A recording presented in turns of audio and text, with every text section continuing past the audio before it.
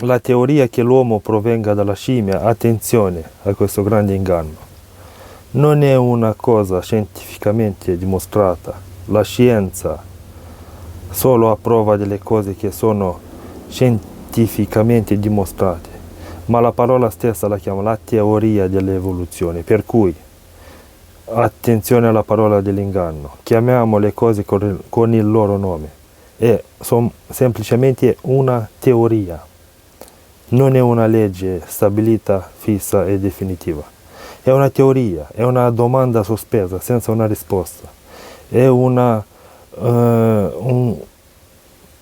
che significa teoria? Che forse è così, forse è vero, forse non è vero. Per cui attenzione, tanti pensano che questa teoria dell'evoluzione sia scientificamente provata, invece no.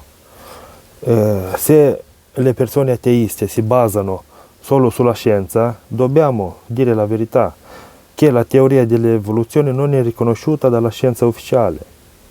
Cari ateisti, non vi arrabbiate.